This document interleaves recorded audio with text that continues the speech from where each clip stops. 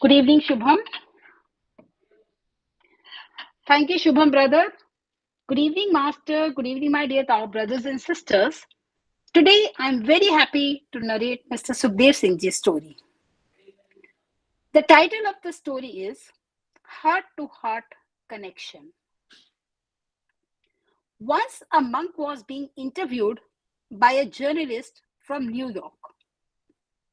The journalist started interviewing the monk as he had planned earlier.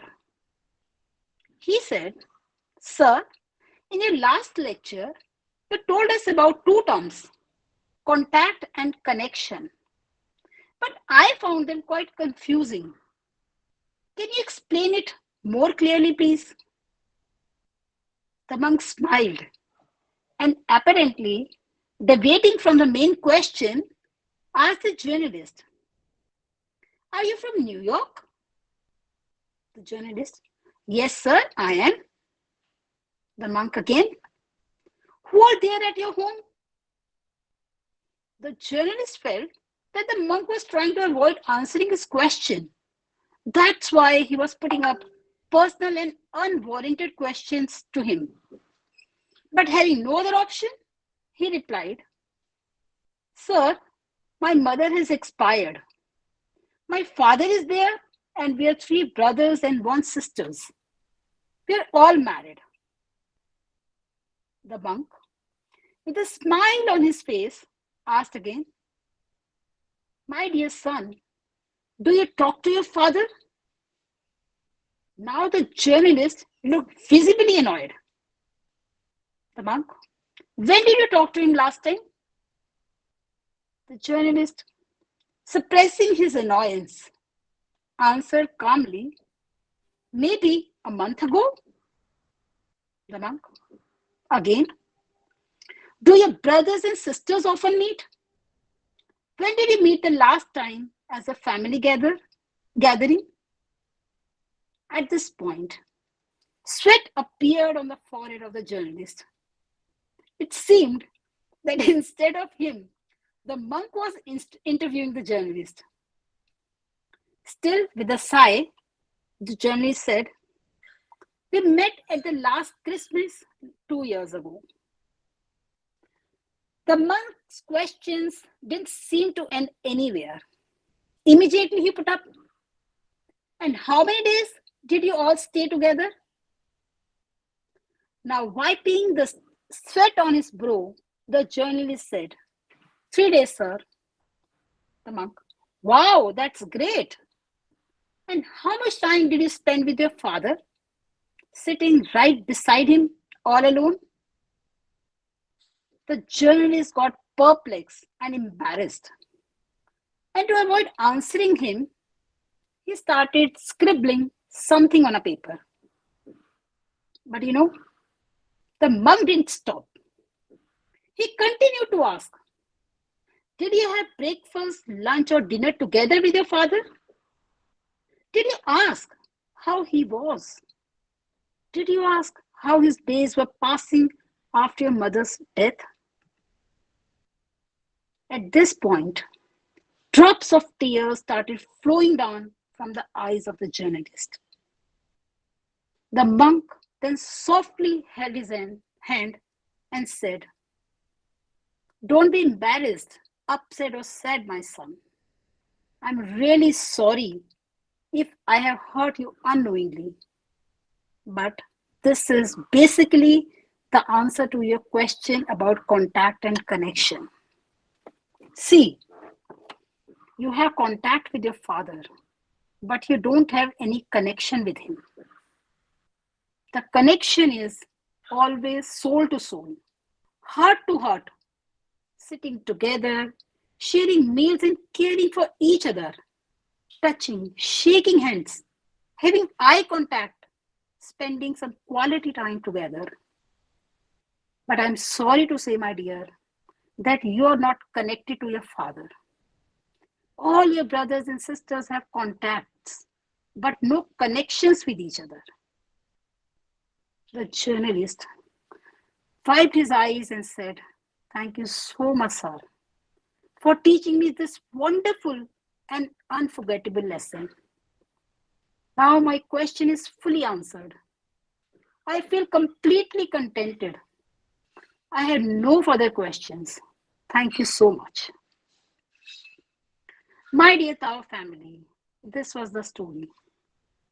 Now, let me share with you some takeaway lessons.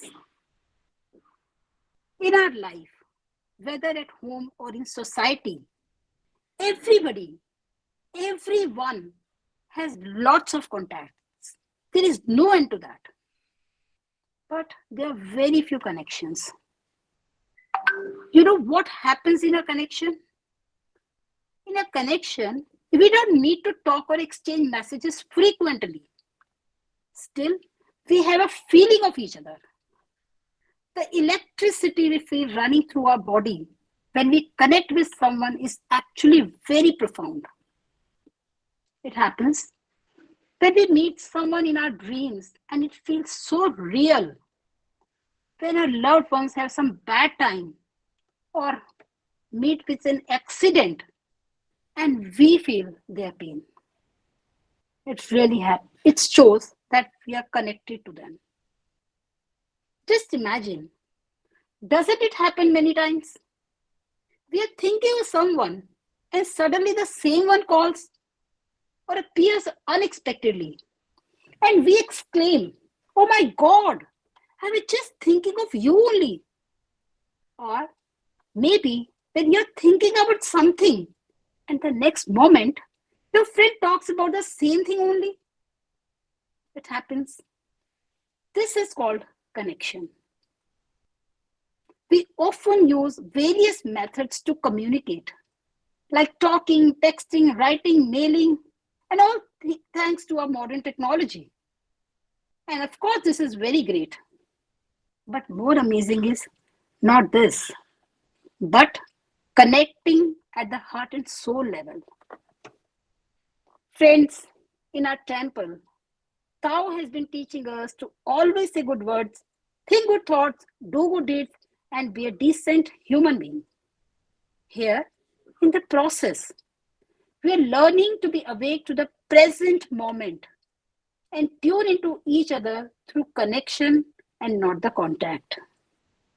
Our intuition comes alive, truly feeling each other's heart spaces. Isn't it transcendental and so beautiful? Today, we have many means. We can talk or send love across long distances, and strangely, it is duly received and felt warmly, like we do in our Tao classes. This is the beauty of Tao. It connects us and brings us together in love and harmony, not only in relationships with our family and friends, but also with gods, Buddhas, saints, and sages. So, in nutshell, next time when you meet with a friend or a loved one, try to connect with heart. Or if you find some time in the temple all alone, why not meditate silently? Or simply sit for a few minutes in silence. Trust me, it will be a surreal feeling. You'll feel the sparkling connections emerging from all sides. And this is what our dear Tao is. So, now wishing all of you a lot of heart and soul connections in your life. May these connections grow and enrich each and every day, and we all enjoy a fruitful and meaningful life together. And this was all for today's story. My heartfelt gratitude to Sukhdev Singh ji for letting me narrate his wonderful story. Thanks for listening me. I hope you liked it. For all the mistakes I have made, I seek forgiveness from Lords and Buddhas. Once again, thank you so much. And now I pass this virtual mic to Shubham brother. Thank you so much. Thank you so much, ma'am, for beautifully narrating the story. And I think Mr. Sukhdev Singh must have some admirable words for you. So please invite Mr. Sukhdev Singh ji. Thank you, Shubhamji.